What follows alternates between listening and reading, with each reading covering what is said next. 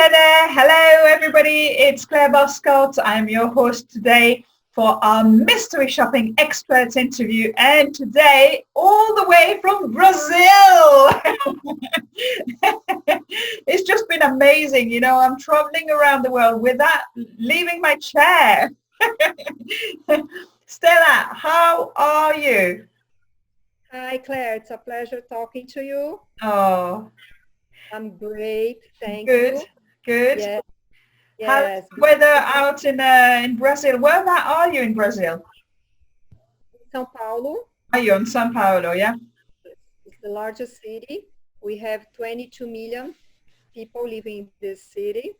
Wow, wow, amazing. It's a bit of a shorten when I say there's 100,000 people in Jersey, really, isn't it?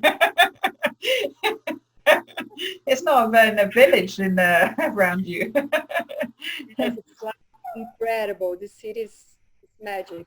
The city Wow. never sleeps until coronavirus. So the first time the city stopped. Wow, what an extraordinary time we've had, isn't it? It's just been a bit incredible. How are things out there? How are things? Are you starting to move again a little? Yes, the numbers are going down. Okay. Thank God. But it's dangerous when it starts to go down because people think that the pandemic is over. So Mm, they start going out and going to the beach. We live in a beautiful country. So everybody wants to go outside in the sun. And mm, so it's better, but it's dangerous at the same time. So let's pray that people be conscious and take care mm. of themselves. Take care. Yeah, yeah. I think we all have our own responsibilities, haven't we? Just to being careful and caring for ourselves and caring for others at the same time. It's our own responsibilities, isn't it? Stella, we've known each other for over 10 years now, haven't we? So, you know, we are member of the MSPA, the Mystery Shopping Provider Association. And you're a member of the European Africa Association, aren't you? All the way in Brazil, you've decided to join the European Association. That's a funny story.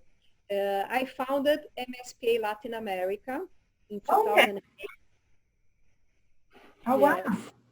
Yes, yes, it was tough, tough to because people in Brazil didn't know Mystery Shopping Association, the concept of the association.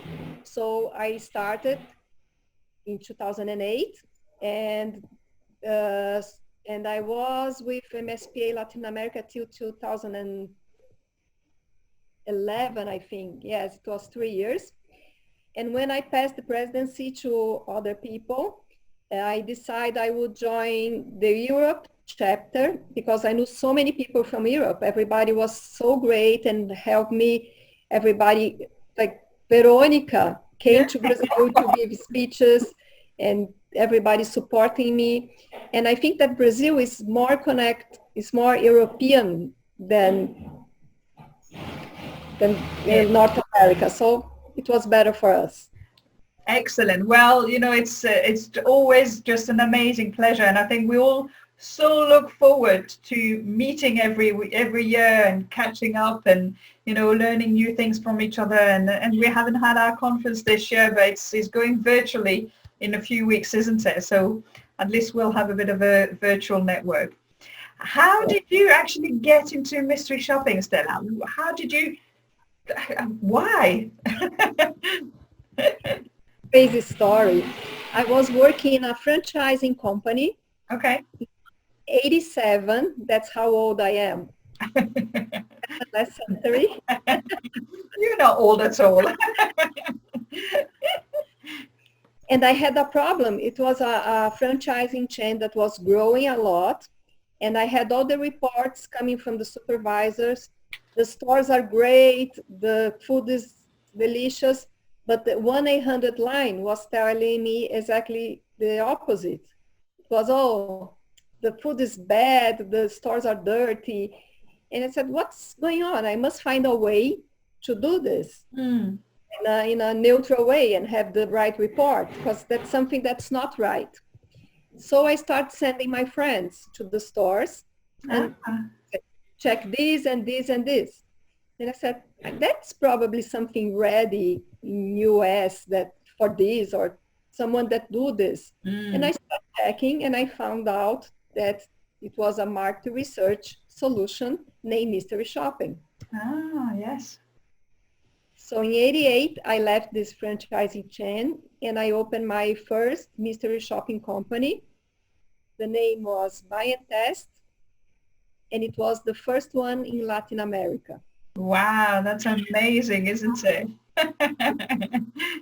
What an incredible achievement, isn't it? Yes, and I was young, a woman, and selling a service to the market that no one ever heard about it. So really, really a challenge. And I got like huge clients in the beginning.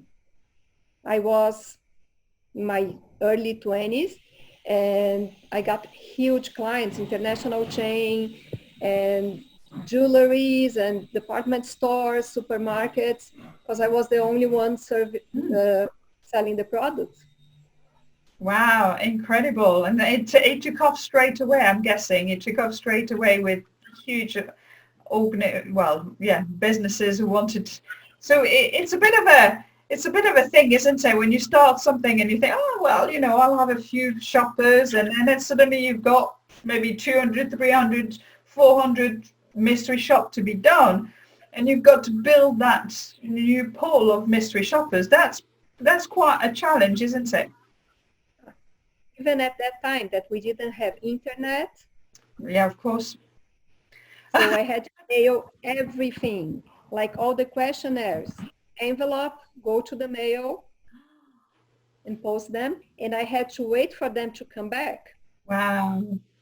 And then we had to do the statistic in our computer. That was something like Jurassic Park computer. No cell phones at all. Wow. The first cell phone arrived in Brazil in 93, I think. Right. Or 94. It was very expensive to call cell phones. Sometimes, yeah, it was like the cost of the phone calls were absurd here. And then we had the pagers, so we used to page the shoppers, please call me back. So they stop at some public phone and call us back, and they could. Oh, it was a lot of fun. You just couldn't imagine that happening nowadays, isn't it? I think the technology has just grown so much now. They've got the apps. You can just do it inside, outside. Anything can be done in nowadays. Confess, if someone from millennial, if a millennium had think they know the word deadline, they are completely wrong. Deadline is what we live at those days, waiting for the postman to arrive with the...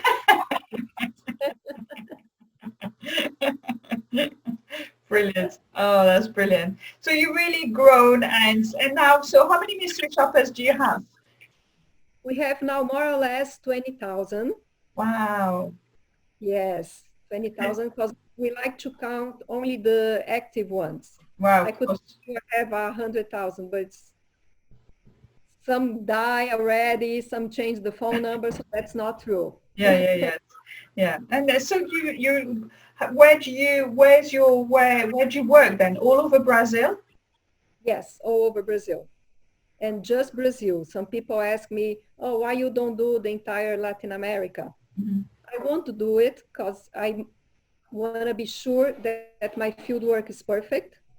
And Brazil is huge. We have, if São Paulo, we have 22 million people. The entire country, we have more than 220 million people. And it's a huge country. So I cover the entire country, but I won't, and we are the only country in Latin America that speak Portuguese. Oh, okay. Okay. Yes, the other countries speak Spanish or kind of Spanish. It's a different kind of Spanish. So I work in my country, in my language. Right. Yeah. And it makes sense really, because then you have to translate, you even more editing and all that kind of things too. Because the process really, when you have a mystery shopper and they've been given an assignment, they go to do the visit and then they'll come back and then they'll put the results in the system, isn't it? Yes. And first, you must do a very good training material for them. Yeah. So no mistakes. Sometimes I receive some field work from Europe, and the training is already translated, but I check everything because you put in Google Translate and you can have a major problem. Yes. So you train the shopper, you send the manual, and then you check everything when it come back. You must take a lot of care with this. Yeah, it's quality control as well. I mean, we as mystery shopping company, we giving feedback on their quality, but the quality of our work must be even exceptional, doesn't it? It's a big part of it. We need to be very specific in every details. What do you think the best characteristic for a mystery shopper would be? I think that's the best way to get closer to the client, the consumer experience, because you get the information fresh. The mystery shopping is trained to look what you told him to look at. So pay attention if the people has a tag, if there is a perfume in the air, if the sound was in a good volume, and that's fresh information. Attention to details, isn't it? A lot of attention to details is important. Because if you make an interview 6 months later, yeah, the person won't remember what happened. Or Mm. 3 weeks later, or 4 days later, won't remember. Did she look in your eyes? Did she say hello? Did she say welcome? The person won't remember. And so when you create a questionnaire or program with the clients, do you advise them, or do they kind of give you questions and you just go for it? They give me questions, but I always give advices, always, because some issues, there are some questions that, so what I tell my client is, please pay attention, because some questions, your client, he's not paying attention, it's not important for your client. Like, for example, there is a law here in Brazil that every client is entitled to check the kitchen. If he wants, he can ask, I want to go in the kitchen and check it, see if it's clean, if people, it's a law. And then a client once asked me, please ask the client to check if there is a sign in the kitchen that's written something about wash your hands. I said, you know, that's not important for your client. That's important for your team, for your supervisor, not for the client. And it was inside the employee's bathroom. So I said, a client would never get inside the bathroom, never. That's not normal. That's not normal. Yes. So I give advice. And, you need to guide also, you need to guide. So you're creating a questionnaire which is really going to help the clients to understand what is important and what they need to figure out. What are the objectives of the program? Yes. And mainly, Claire, I think that the way you ask is very important. Okay. People don't realize when you are doing a questionnaire, sometimes you ask in the wrong way. You ask in a way that the shopper answer will be wrong. Yeah, or a leading question. Exactly. Yeah. And people's job depend on it. Enterprises bonus depend on it, on our results. So we must take a lot of care. And I tell my shoppers that all the time. And I said, if you make a mistake or if you lie, that can be a huge damage to the enterprise or for a family. Someone has a job and it's an entire family. Yeah. It's I think, you know, a lot of people, you know, when you talk about mystery shopping and say, oh, I'd love to be a mystery shopper, without really understanding how much work you actually have to do when you are a mystery shopper. It is a job, isn't it? It really is. it's a passion to do it, but it takes a lot of a good understanding, a time to write and really kind of make your report in a certain way. It's it's a bit more than just going shopping, isn't it? It is. And I have a funny story, actually. I have a client, it's one of the first ones. It's a famous resort in north of Brazil. It's a beautiful place. So everybody wants to be a mystery shopper for this project. Oh, when we're gonna do it, I wanna be a mystery shopper. So once I received a phone call from one of the shoppers. He was at the resort and he called me. He said, I'm so stressed because I had to wake up early. I went scuba diving. Then I went deep sea fishing. Now I have to play tennis. I don't know if I have to have lunch.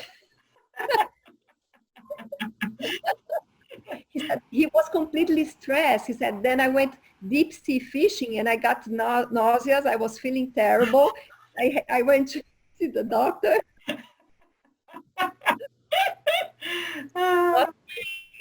And you, even in a job like that, that looks like a lot of fun and pleasure, we pay the shopper and we pay the shopper well. Mm-hmm. It's a major checklist and 24-hour job. Yeah, absolutely. I think we will have to add that story to my book, Stella. My new, The Secret Diary of a Mystery Shopper. I think with that story will have to go in there. It's important, isn't it? But you've done a lot of work. Obviously, mystery shopping was kind of the beginning of what you've done, the core of what you've done. But you've moved quite a lot as well with over the year with the whole experience of it. Yes. First of all, I always had like this in my mind that we couldn't let mystery shopping get old. So right. Yes, because everybody, it's a 100 years old solution. So what? It's a solution that's always innovating, like everything. It's very important. And so I was always very aware of that. Then I realized that I could mix market research solutions. So I could have a mystery shopping and I could have a sample of customer experience, or I could have qualitative before the mystery shopping field work. So let's do qualitative and then we'll do mystery shopping. So just Stella, for if people don't know what is qualitative. Okay, so we can do focus group. We put people in a room. Yeah. Well, we used to. Now during the pandemic, you don't put anyone anywhere. We do online. Online, yeah. You put them in the room, virtual room. Exactly. And you ask them questions that you won't make the statistics. We call open questions. Okay. Like, what's the kind of treatment you like? So we have different people, different groups, and we make, I like to do this to validate all the items we're going to use in the checklist. So they'll tell me what's important during a visit, what's important when you are buying a product. So they'll tell us that, and we can use this for the checklist. And qualitative, you can do groups or you can do individual interviews. Right. That go deeper in people needs. Yeah. And it's very much, you want to understand what their emotions are as well when you're doing that kind of work, isn't it? Because the mystery shopping is very objective.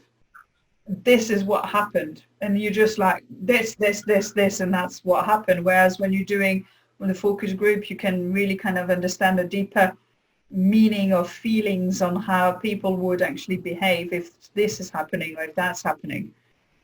Yes, and what I think it's very interesting in qualitative is first you are looking at people's face, so you see the reaction.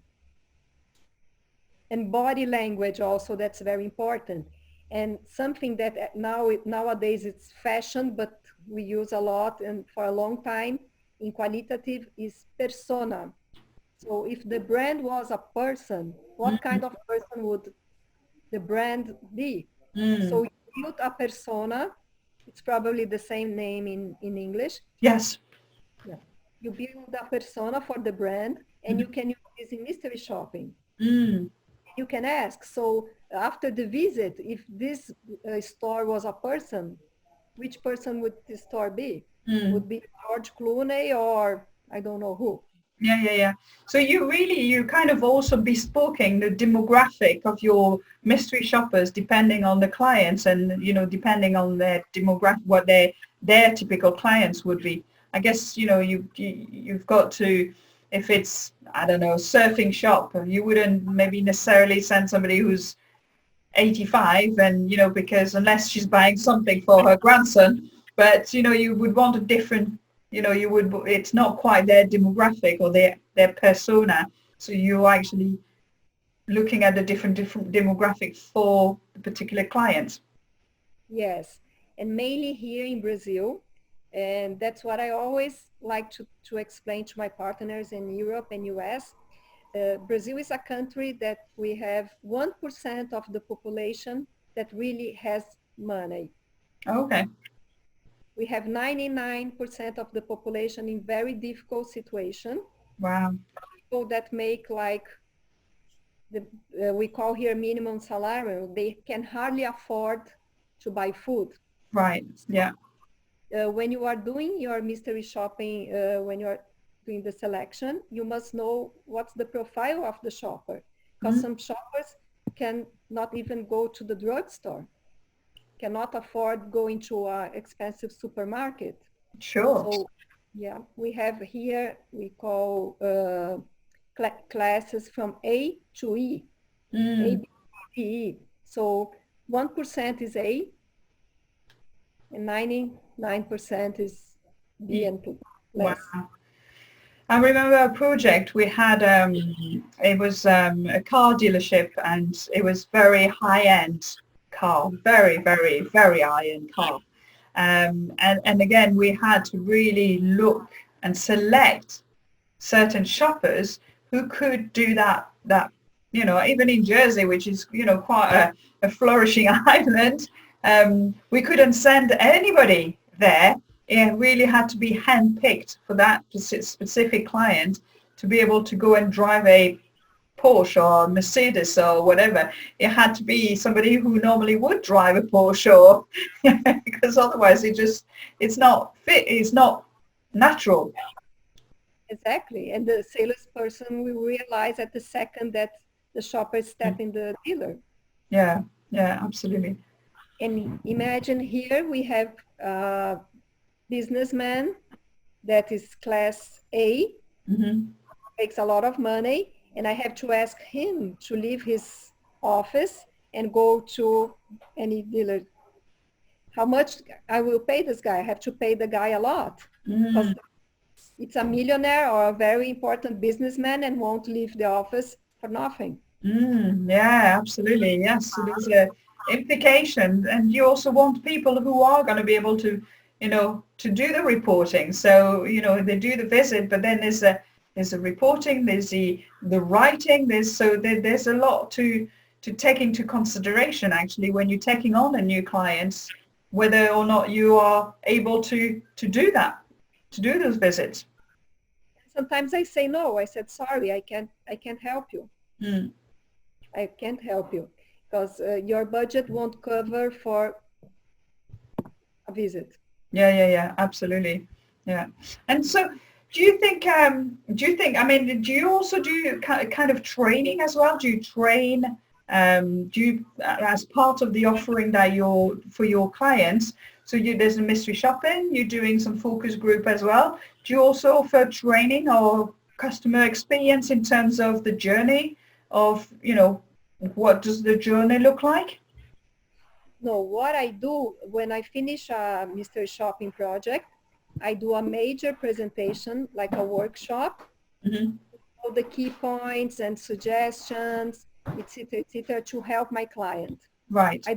Yes, I can tell them who they can hire to train, but I don't train anyone. Okay. But I think this workshop is like a training because people get For them, first of all, it's a surprise. Sometimes they don't know what they're doing wrong. Sometimes they do, and they pretend they don't. And the most important, they don't know what they are doing right. And Right. that's what we must enforce. You are Yeah. doing this. Congratulations. Keep Yes. doing it. Yes. Yeah. It's not a gum. It's a good tool to Mm. help you. So most of the time my workshops like very full of passion and helping them to get better, but it's not a training. Mm. And it's more the consultancy part of it, which is the exciting part of it, isn't it? I mean, you do the program, you send the shoppers, but then you want to have the results. That's the exciting part where you can actually make real difference in your business. It's what you do next with the mystery shopping. Exactly. And you will see also if people will use your results or not. Yes, absolutely. You can see their eyes. You can see people that are paying attention, not paying attention, people that are taking notes, people that are buying the project or not. Mm. Yeah, and making a real difference. Yes. Yes, and actually doing something with it, the actions behind it. It's how you change. It's, you know, it's no point to do a program if you're just ticking a box and saying, oh, we've done mystery shopping, that's it, really. Yeah. There's no point to do it. Why did you buy this project if you don't believe me? I know, yeah, exactly. And so, Stella, that's just, you know, it's just been a really amazing. Thank you so much for sharing all that. I'd love to come and see you in Brazil. So my next trip, I think I've got a big map on top of my my desk. I think I must put like a big circle to come and see you. Big pleasure. It would be amazing. But in the meantime, if anybody who is in Brazil who wants to actually connect with you, how would it do that? Well, it's very easy. Visit my website, skscx.com.br. Okay. Okay, there is a link to the WhatsApp. We are online 24 hours per day. Our Instagram, SKSCX. Yes, you're quite active on Instagram, aren't you? Yes, I am. LinkedIn, mainly now during the coronavirus, it's very important to see what's going on in the world and updates. So I'm always on LinkedIn and writing. It's my full name that you write down. So Yeah. it's very easy to find me. I'll put the link under the video so you know people can just click on it. But so you'll be able, obviously, are you still looking for shoppers, mystery shoppers? Are you always kind of looking for great people to come and join a team? Always. And Always. it's very always. In our website, it's in English also. There is a link for new shoppers. Just fill it out. Yeah. And you'll be in our shoppers database. Oh, that's excellent. Well, thank you so much, Stella. It was such an amazing pleasure to speak to you today. And yeah, and you know, hear your stories as well. It's great. We'll have to add on some of the stories in the book now with some of yours. Whatever you want. I have so many funny stories to tell. It's really a life of mystery shopping in my vein. Yeah. It was a pleasure talking to you. It's great to see your smile and see that everybody is well, and let's get through this and everybody will be good health and together at next conference. Yes, absolutely. We'll can share all those experiences that we've had over the last well, it'll be probably 18 months by the time we get to the next year's conference. But yeah, you take good care and I'll speak to you very soon. Thank you so much. Thank you. Stay well. Stay safe. Bye-bye. Bye.